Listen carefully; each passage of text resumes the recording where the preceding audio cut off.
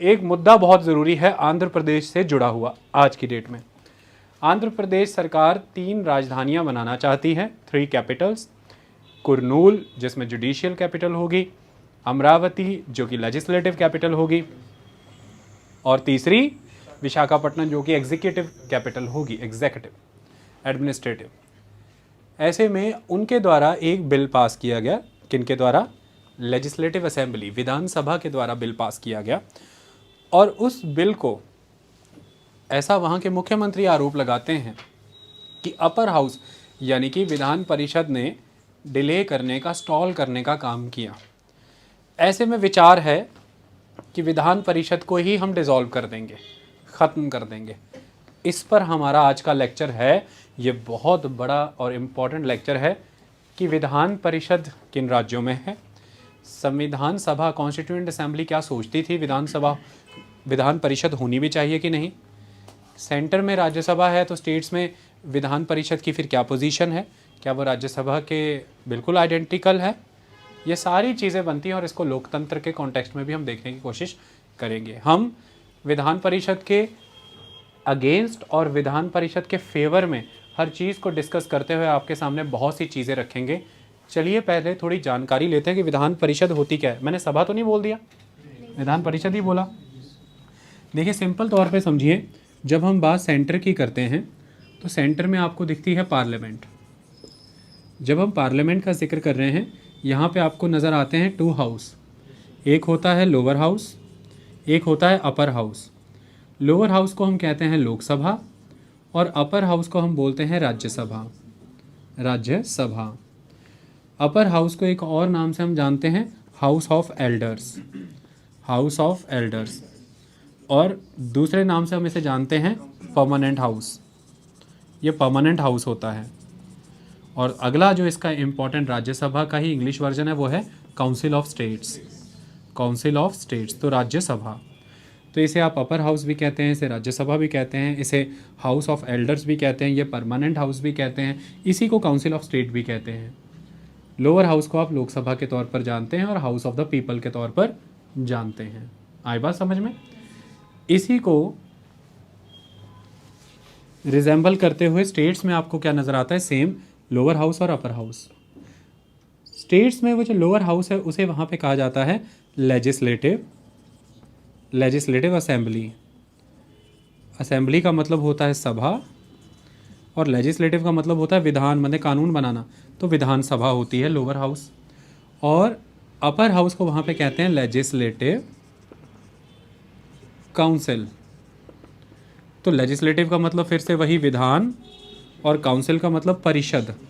जहाँ पर भी काउंसिल वर्ड यूज़ होता है उसका मतलब परिषद होता है, जहाँ पर भी असेंबली वर्ड यूज़ होता है उसका मतलब सभा होता है। तो राज्यों में होती है विधानसभा, विधान परिषद। हर राज्य में ये नहीं होती। जहाँ पर भी हमारे पास लोअर और अपर हाउस 2 हाउसेज अवेलेबल हैं उसको हम कहते हैं बायकैमरल, बायकैमरल लेजिस्लेचर। जहाँ पे एक ही हाउस है उसे हम कहते हैं यूनिकैमरल लेजिस्लेचर। एक ही हाउस, 2 है तो बायकैमरलिज्म, 1 है तो यूनिकैमरलिज्म। भारत के 7 राज्यों में बायकैमरल लेजिस्लेचर्स थीं, लेकिन क्योंकि जम्मू एंड कश्मीर राज्य अब 2 यूनियन टेरिटरीज़ में बदल गया है, जम्मू कश्मीर यूनियन टेरिटरी और लद्दाख यूनियन टेरिटरी, तो वहाँ का बायकैमरल लेजिस्लेचर अब नहीं है। इस तरह से पूरे भारत में 6 राज्यों में बायकैमरल लेजिस्लेचर है। इसको इस तरह से समझ लीजिए, पहले तो पड़ोसी राज्य यूपी बिहार, इन दोनों में, फिर 2 पड़ोसी राज्य महाराष्ट्र कर्नाटका, महाराष्ट्र एंड कर्नाटका, और फिर 2 पड़ोसी राज्य आंध्र तेलंगाना, तेलंगाना आंध्र प्रदेश। तो इस तरह से पड़ोसी राज्य ही हैं ये। इस तरह से याद करना आपको इजी रहेगा। पहले यूपी बिहार, महाराष्ट्र कर्नाटका, आंध्र तेलंगाना, 6 राज्यों में इस समय आपके पास बायकैमरल लेजिस्लेचर है।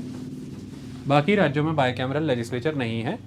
पंजाब में बायकैमरल लेजिस्लेचर 1971 तक होता था, उसके बाद बायकैमरल लेजिस्लेचर ख़त्म कर दिया गया। वेस्ट बंगाल में बायकैमरल लेजिस्लेचर होता था, ख़त्म कर दिया गया। इन सारी कहानियों को वही हम समझने के प्रयास करते हैं। आंध्र प्रदेश में शुरू से बायकैमरल लेजिस्लेचर एग्जिस्ट करता था 1958 से ही, लेकिन एनटी रामाराव की सरकार के समय में 1985 के समय में वहाँ पर बायकैमरल लेजिस्लेचर ख़त्म कर दिया गया, विधान परिषद ख़त्म कर दी और विधानसभा ही कंटिन्यू हुई। लेकिन समय आगे बढ़ने पर दोबारा से राजशेखर की जब सरकार आई सन 2000 के बाद, वहाँ पर दोबारा से 2007 में आपको 2007 में फिर से बायकैमरल लेजिस्लेचर मिलता है, विधान परिषद फिर से एग्जिस्टेंस में आई। आज उन्हीं के बच्चे यानी कि जगमोहन रेड्डी वाईएसआर कांग्रेस पार्टी के नेता वो ये कह रहे हैं कि अब हमें बायकैमरल लेजिस्लेचर नहीं चाहिए, हम विधान परिषद को ख़त्म करना चाहते हैं। यानी कि आंध्र प्रदेश में पहले था, फिर ख़त्म हुआ 85 में, फिर 2007 में दोबारा आ गई और अब फिर बात चल रही है कि इसे ख़त्म कर देंगे। आई बात समझ में? सवाल ये पैदा होता है कि ये किस आर्टिकल के तहत आ रही है शक्तियों में। तो आर्टिकल है 169, आर्टिकल 169 ही इससे डील करता है। ये आर्टिकल भी आपको याद रखना है। अब इम्पॉर्टेंट चीज़ ये है कि क्या विधानसभा और लोकसभा की तरह ये भी 5 साल के बाद डिसॉल्व हो जाती है और नए इलेक्शन होके मेंबर आते हैं। ये परमानेंट हाउस होती है, ये कभी भी डिसॉल्व नहीं होती। इसके 1/3 मेंबर एवरी 2 ईयर पे चेंज होते रहते हैं। 1/3 मेंबर एवरी 2 ईयर पे चेंज होते रहते हैं। मतलब ये है कि जैसे आप आज एंटर हुए हैं, अगले 2 साल जब आपको 2 साल हो जाएंगे तो जो आपसे 2 साल पहले और उससे भी 2 साल पहले जो एंटर हुआ था, इसको उदाहरण के तौर पे लेते हैं। सपोज़ कीजिए आप 2026 में विधान परिषद में एंटर हुए, लेकिन जो 2020 में एंटर हुआ था उसके 2 साल वाला एक सेगमेंट 2022 में पूरा हुआ, 2 साल वाला एक और सेगमेंट 2024 में पूरा हुआ, 2 साल वाला एक और सेगमेंट 2026 में पूरा हुआ। तो उन 33% लोगों ने, उन 1/3 लोगों ने जगह खाली की है, तो ही उसकी जगह पे आप 2026 में एंटर हुए हैं। ठीक है, लेकिन जो 2022 में एंटर हुए थे और जो 2024 में एंटर हुए हैं, आप उनके साथ सीट शेयर कर रहे हो। तो अब इस समय उस 2026 के उस विधान परिषद में 3 टेन्योर के लोग हैं। एक वो जो फ्रेश इलेक्टेड हुए हैं अभी अभी, एक वो जो 2 साल पुराने हैं, एक वो जो 4 साल पुराने हैं। तो अगले 2 साल बाद फिर से वो निकल जाएंगे जो 2022 में एंटर हुए थे। उसके अगले 2 साल बाद वो निकल जाएंगे 2024 में एंटर हुए थे, और आप 2026 में एंटर हुए थे तो आप बाहर आ जाएंगे 2032 में, 2032 में। तो every second year 1/3 member retire हो जाते हैं। इसलिए किसी भी एक मेंबर का टेन्योर 6 ईयर्स का होता है। आई बात समझ में? इस तरह से ये सिस्टम चलता रहता है। जब पहली बार विधानसभा बनी होगी, विधान परिषद बनी होगी, तब तो किसी 2 साल के बाद निकालना था, तो 6 साल तो किसी के भी पूरे नहीं होंगे। तो राज्यसभा के केस में केंद्र में और राज्यों में विधान परिषद के केस में लॉटरी सिस्टम होता था। लॉटरी सिस्टम करके पहले वाले निकाले गए, लॉटरी सिस्टम से ही दूसरे वाले निकाले गए, लेकिन तीसरे वाले तो नेचुरली निकल ही रहे थे, 6 साल हो गए थे। तो लॉटरी सिस्टम से। आई बात समझ में? लेकिन ये सिस्टम है तो 6 साल का कार्यकाल होता है। हाउस कभी डिसॉल्व ही नहीं होता, क्योंकि ऑलवेज उसमें मेंबर तो रहते ही रहते हैं, वो कंटिन्यूअस रहता है, चलता रहता है। आई बात समझ में? ये विधान परिषद की कहानी। अब सवाल ये पैदा होता है कि मेंबर आते कैसे हैं, चुन करके कैसे आते हैं। देखिए, लोकसभा के लिए तो आप लोग सीधा वोट डाल देते हैं, आम चुनाव होते हैं। विधानसभाओं के लिए भी आप राज्यों में जा कर के वोट डालते हैं, वो भी आम चुनाव होते हैं। लेकिन राज्यसभा के लिए आपने कभी वोट नहीं डाला होगा। राज्यसभा के लिए कैसे होता है? जैसे मान लीजिए लोकसभा और राज्यसभा पार्लियामेंट का हिस्सा है दिल्ली में, और आप पंजाब में रहते हैं, तो पंजाब की विधानसभा PVS, आप क्या करते हैं? आप पंजाब की विधानसभा यानी कि पंजाब की लेजिस्लेटिव असेंबली के लिए 5-5 साल में वोट डालते हैं। तो आपने वोट डाल करके MLA जिताया, मेंबर ऑफ लेजिस्लेटिव असेंबली। सारे MLA आ गए। ये MLAs जितनी सीटें पंजाब को एलोकेट हुई हैं राज्यसभा में, मान लीजिए 7 सीटें, 7 सीट्स पंजाब को एलोकेट हुई हैं राज्यसभा की, तो उन 7 कैंडिडेट्स, उन 7 पोजीशंस पे कैंडिडेट को वोट डालेंगे ये आपके द्वारा चुने हुए MLA। तो आप MLA इलेक्ट करते हैं, MLA फर्दर राज्यसभा के MPs इलेक्ट करते हैं। तो राज्यसभा के MPs इलेक्टोरल कॉलेज से सेलेक्ट होते हैं, और वो इलेक्टोरल कॉलेज बनता है उन लोगों से जो MLAs हैं उस पर्टिकुलर स्टेट की असेंबली के। ये बात समझ में आ गई? अब यहाँ पर एक बात समझिए, राज्यसभा में तो आपने इस तरह से वोट कर दिया और ये हो गया, लेकिन अब राज्यों में जो अपर हाउस है, विधान परिषद है, उसका कैसे होता है, उसके लिए कौन सा प्रोसेस अपनाते हैं वो हम समझें। देखिए, जो विधान परिषद अपर हाउस के मेंबर चुने जाएंगे वो कुछ इस तरह से चुने जाएंगे। 1/3 मेंबर्स को चुनेंगे लोकल बॉडीज़। 1/3 मेंबर्स को किन्होंने चुना? Local bodies. लोकल बॉडीज़ जिनमें म्यूनसिपैलिटी, डिस्ट्रिक्ट बोर्ड्स, इस तरह की इंस्टीट्यूशंस आती हैं। Local bodies, municipality, district boards. इनका क्रिटिसिज्म ही यही है कि इसमें रूरल लोकल बॉडीज़ क्यों नहीं है, वाई अर्बन लोकल बॉडीज़। ये पॉइंट याद रखना, मैं इस्तेमाल करूँगा। 1/3 मेंबर यहाँ से आ गए। 1/3 मेंबर को इलेक्ट करेंगे उसी पर्टिकुलर विधान परिषद और विधानसभा, इसे मैं लेजिस्लेचर कह दूँ ना, उसी लेजिस्लेचर के जो विधानसभा के एमएलए हैं 1/3 मेंबर्स को वो लोग इलेक्ट करेंगे। शर्त ये है कि वो पर्सन ऑलरेडी लेजिस्लेटिव असेंबली का मेंबर ना हो उन लोगों में से। तो 1/3 इलेक्ट कर दिया एमएलए ने, एग्जिस्टिंग एमएलएज नहीं जो असेंबली के हैं। आई बात समझ में? तो एग्जिस्टिंग एमएलए ने 1/3 इलेक्ट कर दिए। ये बात समझ आई? ओके। बाकी के 1/3 कहाँ से आएंगे? 1/3 नहीं, अब 1/3 वाले हो गए। अब 1/12 इलेक्ट करेंगे उस पर्टिकुलर राज्य के, उस पर्टिकुलर स्टेट के ग्रेजुएट्स जो 3 साल से वहाँ पर ही रह रहे हैं, रजिस्टर्ड ग्रेजुएट्स हैं। They are standing, they are residing in the particular state from the last 3 years and they are graduates, registered graduates. वो लोग वोट डाल करके 1/12 मेंबर चुन के भेजेंगे। ठीक है जी? तो एक इलेक्टोरल कॉलेज किन से बना? ग्रेजुएट से। एक इलेक्टोरल कॉलेज किन से बना? एमएलए से। एक इलेक्टोरल कॉलेज किन से बना? लोकल बॉडी से। 1/12 मेंबर उस पर्टिकुलर राज्य के टीचर्स जो लास्ट 3 years से स्टैंडिंग है, रिजाइडिंग है, वहीं पे टीचर हैं, और सेकेंडरी लेवल से नीचे के टीचर नहीं होने चाहिए। 1/12 मेंबर टीचर्स का इलेक्टोरल कॉलेज चुन के भेजेगा। आई बात समझ में? और रेस्ट जितने भी बचेंगे उनको गवर्नर नॉमिनेट करेगा। Governor will nominate. समझ आई? 5 प्रक्रियाएं हो गई। 1/3 लोकल बॉडी से आए, 1/3 एग्जिस्टिंग एमएलएज ने भेजे, 1/12 ग्रेजुएट्स ने भेजे, 1/12 टीचर्स ने भेजे, बाकी के बचे हुए गवर्नर ने भेजे। यानी कि जो भी art, literature, social activities, science, in work में उत्कृष्ट लोग हैं उनको नॉमिनेट करेंगे गवर्नर उस हाउस के लिए। तो कुल मिला के हमें ये समझ में आया है इस पूरी प्रक्रिया को अगर हम देखें कि 5/6 मेंबर ऑलमोस्ट इलेक्टेड है इनडायरेक्टली। सारा इलेक्शन इनडायरेक्ट हुआ ना, इनडायरेक्टली इलेक्टेड है, और 1/6 नॉमिनेटेड है इनडायरेक्टली। सॉरी, मतलब 5/6 इनडायरेक्टली इलेक्टेड और 1/6 जो है वो नॉमिनेटेड है। कुल मिलाकर के इस तरह से हमें ऑब्जर्व हुआ ये सारा। इतनी बात क्लियर हो गई? इस तरह से ये लोग चुन करके आ जाते हैं विधान परिषद में। इसी में इसका क्रिटिसिज्म छुपा है, मैं आपको बताऊंगा क्यों। क्योंकि जिन्हें गवर्नर नॉमिनेट कर रहे हैं वो भी तो वही लोग हैं ना जिन्हें वहाँ की सरकार गवर्नर को नॉमिनेट करने को कह रही है। क्योंकि गवर्नर तो काउंसिल ऑफ मिनिस्टर की एड एंड एडवाइस पे काम करेंगे, तो गवर्नर उन्हीं को नॉमिनेट करते हैं जो सील बंद पैकेट में उनको नाम मिलते हैं। वो नाम सुझाने का काम वहाँ की सरकार करती।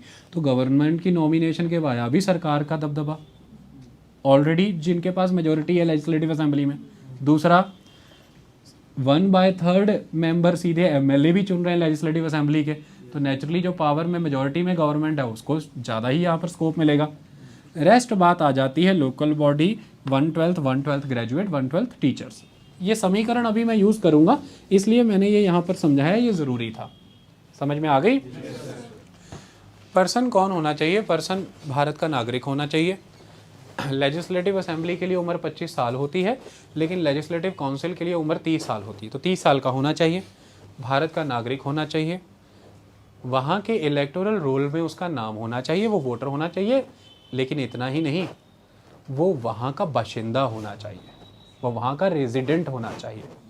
जब हम लेजिस्लेटिव असेंबली के चुनाव लड़ते हैं ना, तो शर्त केवल इतनी है कि इलेक्टोरल रोल में हमारा नाम होना चाहिए, हम वोटर होने चाहिए वहाँ के। लेकिन यहाँ पर शर्त ये हो जाती है कि आप वहाँ के बाशिंदे भी होने चाहिए, मतलब बाहर से उठा के लोग ना भर दिए जाए, वरना लेजिस्लेटिव काउंसिल का पर्पज़ ही लूज़ हो जाएगा। समझ आई बात?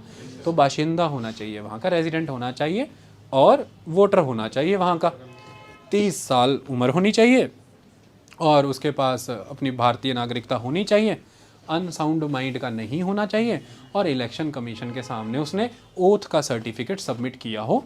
ये शर्तें हैं जिन शर्तों के बिहाफ पे फिर वो इलेक्ट हो जाते हैं, नॉमिनेट हो जाते हैं। ये बात क्लियर हो गई? अब आती है सारी कहानी की समस्या कहाँ पर अड़ी हुई है। देखिए, जब मैं मेरिट्स एंड डीमेरिट्स की बात करूँगा, समस्या भी तभी समझ में आएगी। तो अब मैंने ये बुनियाद समझा दी आपको कि हम जिक्र विधान परिषद का कर रहे हैं। अब हम इसके मेरिट डीमेरिट समझ लेते हैं। क्यों परेशान है जगन मोहन रेड्डी, क्यों कह रहे हैं कि ख़त्म कर देंगे? क्या ख़त्म होनी चाहिए? ये भी तो बड़ा सवाल बनता है। क्या पावर इतनी होनी चाहिए? ऐसे तो फिर लोकसभा में जिसकी केंद्र में सरकार है वो भी फ्रस्ट्रेटेड फील कर रहे होंगे राज्यसभा से। तो फिर कल को आपका उदाहरण देके वो कहेंगे राज्यसभा भी हम भंग कर देते हैं, क्योंकि जनता के द्वारा चुनी हुई सरकारें हम हैं और राज्यसभा रास्ते में अड़ंगा पैदा करती है काम में। ये तर्क कहाँ तक जायज़ है, ये भी समझना जरूरी है ना। चलिए देखिए, अगेंस्ट में क्या तर्क है?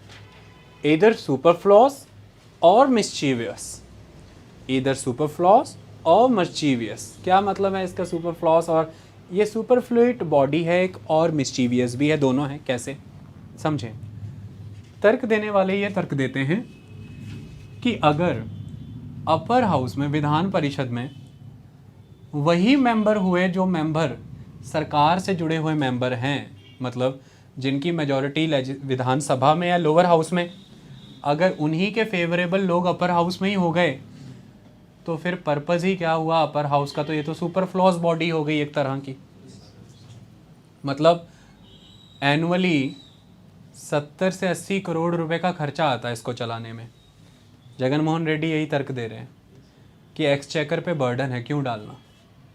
तो मुद्दे की बात है कि करोड़ों रुपए का खर्चा करके अगर आपने अपर हाउस को एक चैम्बर में ही कन्वर्ट करना है कि वो आपका चैम्बर ही है, तो फिर अपर हाउस का तो कोई पर्पज़ ही नहीं।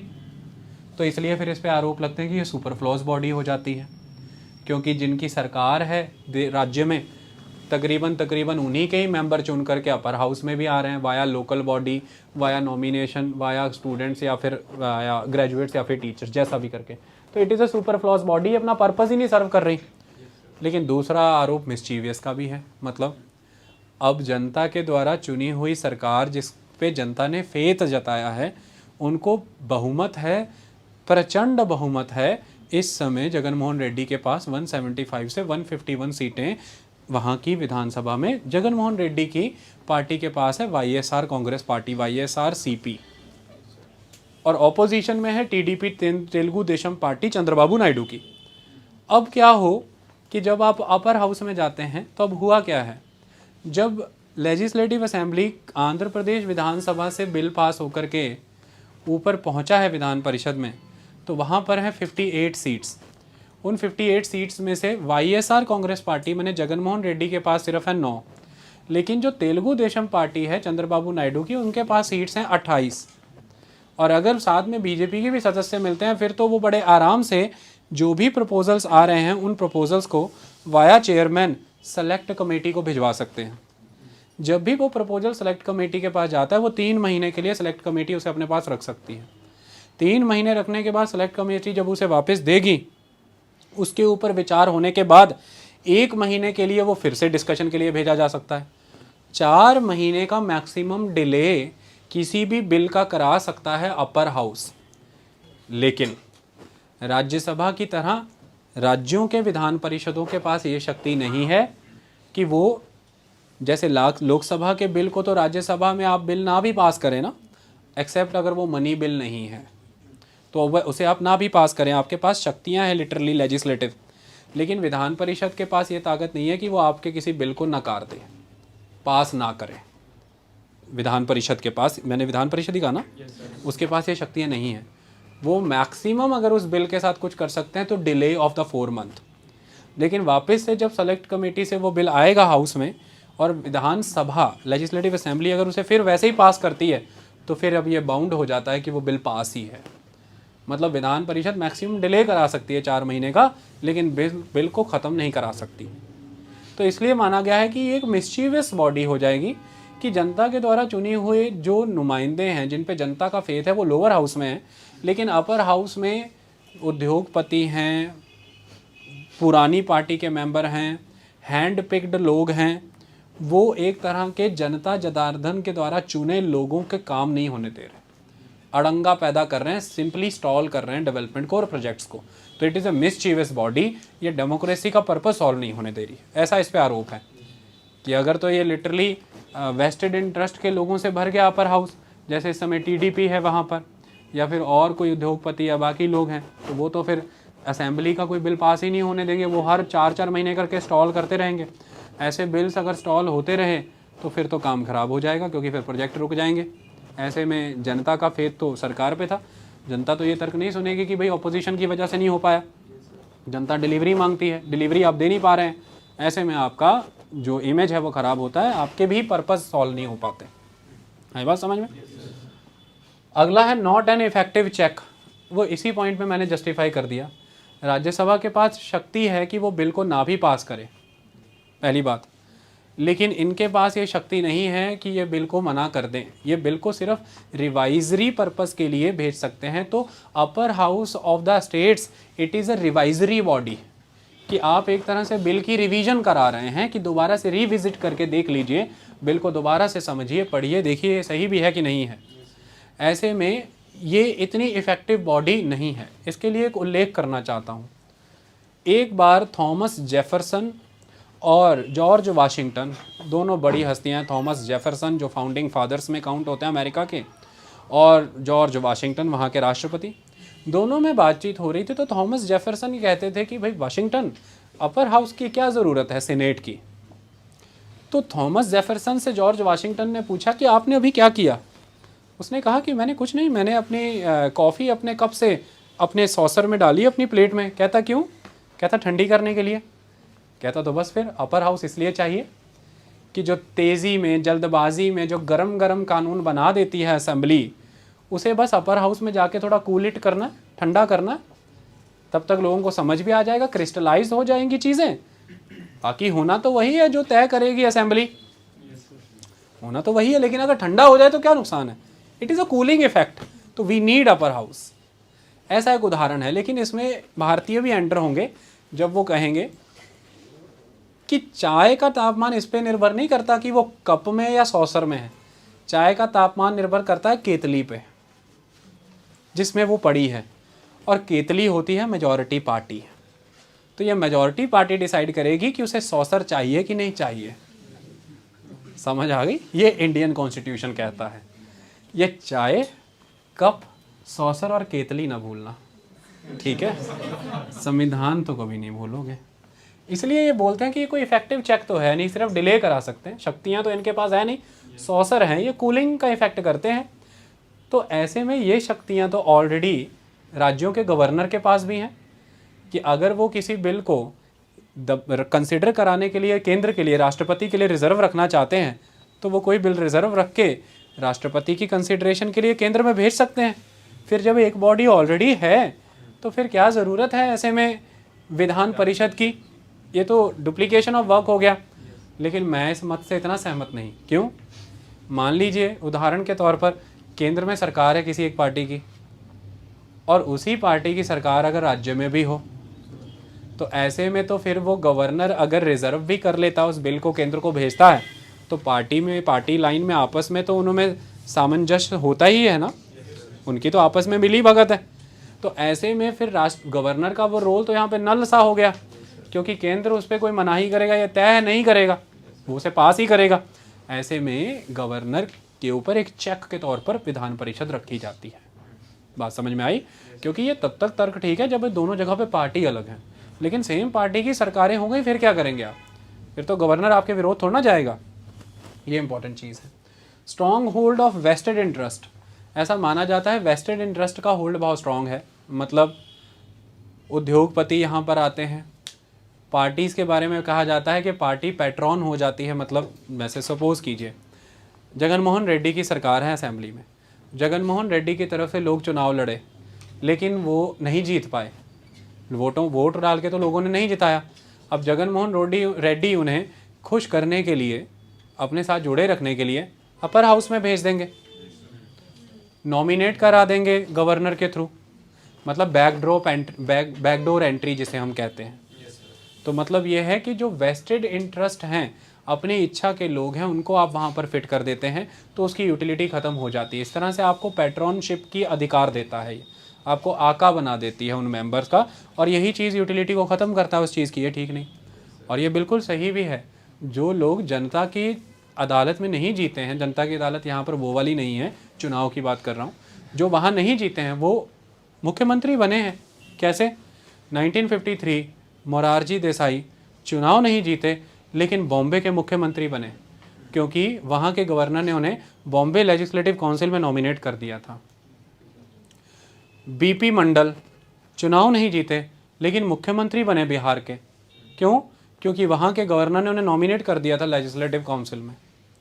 सी राजगोपालाचारी, इतनी बड़ी हस्ती देश की, चुनाव नहीं जीते लेकिन मुख्यमंत्री बने क्योंकि गवर्नर ने मद्रास लेजिस्लेटिव काउंसिल में उन्हें नॉमिनेट कर दिया था। सीबी गुप्ता चुनाव नहीं जीते लेकिन मुख्यमंत्री बनाए, गवर्नर ने उन्हें नॉमिनेट कर दिया था। कहने का मतलब ऐसे बहुत से उदाहरण हैं जिसमें ये लोग चुनाव नहीं जीते हैं और सीधा मुख्यमंत्री के पद पे पहुंचे हैं। वो क्यों? क्योंकि वो विधान परिषद के सदस्य हो गए वाया नॉमिनेशन। तो ये सवाल उठ खड़ा होता है कि भाई इतनी बड़ी कॉन्स्टिट्यूशनल पोजीशन पे आप पहुंचे हैं, क्या जनता को फेस किया है आपने? जनता के चुनाव जीते हैं? एक सवाल ये होता है। आई बात समझ में? लेकिन मुद्दे की बात यह है कि अगर आप बात आज की डेट में कॉन्स्टिट्यूएंट असेंबली की करें, जिस असेंबली ने संविधान बनाया है और जिस संविधान के दम पर आज हमारे देश में डायरेक्ट और इनडायरेक्ट इलेक्शन से एमएलए एमपी चुने जा रहे हैं, राष्ट्रपति और उपराष्ट्रपति चुने जा रहे हैं, वो कॉन्स्टिट्यूएंट असेंबली भी अपने आप में डायरेक्ट इलेक्शन के थ्रू नहीं आई। उस कॉन्स्टिट्यूएंट असेंबली के भी members indirect mode of election के थ्रू ही इलेक्ट होकर के आए हैं। आई बात समझ में? हालांकि उसके ऊपर और भी बहुत से तर्क हैं, वो मैं आपको बताऊंगा। लेकिन इनडायरेक्ट इलेक्शन के बारे में ये चीज़ मानी जाती है कि उसमें जो टैलेंट है कंट्री का, जो इंटेलेक्चुअल सेगमेंट है, जो चुनाव नहीं फेस कर सकता, जो रोज़ एवरीडे पॉलिटिक्स नहीं कर सकता, उन इंटेलेक्चुअल, उन क्वालिफाइड लोगों को आप सीधा जनता के बीच भी लाएं इन तरह की पोर्टफोलियोज़ दे करके। इसके लिए राज्यसभा और विधान परिषद में नॉमिनेशन की प्रक्रिया रखी गई है ताकि वो टैलेंट भी देश को मिलना चाहिए। जैसे राज्यसभा में अक्सर आपने सचिन तेंदुलकर देखे, रेखा देखी आपने, इस तरह के खिलाड़ी और बाकी सदस्य आपने देखे, ये इसी तरह से नॉमिनेट होकर के आते रहे हैं। आई बात समझ में? Backdoor entrance of the defeated members मैंने अभी समझा दिया, ये इसी में क्लियर हो गया।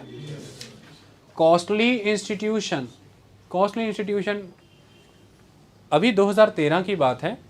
2 राज्य मांग कर रहे थे कि हमें भी ये चाहिए।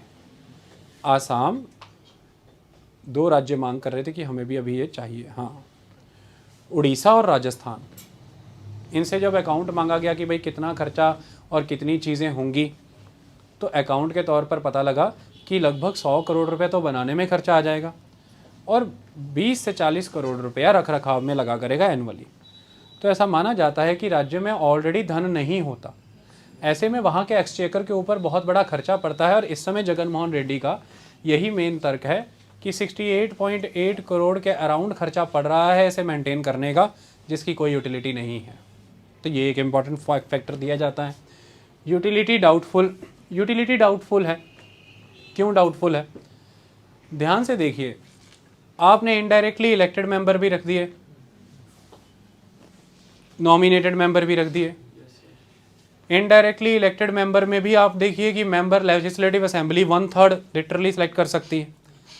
तो आपने ग्रेजुएट्स को, टीचर को दिया है क्या है 1/12, और उसके बाद आपने गवर्नर को क्या दिया है रेजिडुअल। लेकिन मेन कहाँ है? 1/3 लेजिस्लेटिव को और लोकल बॉडीज़ को 1/3। इस तरह से जब आप 1/3 उनको दे रहे हैं तो मोस्टली ऐसा माना जाता है कि लोकल बॉडीज़ में भी वही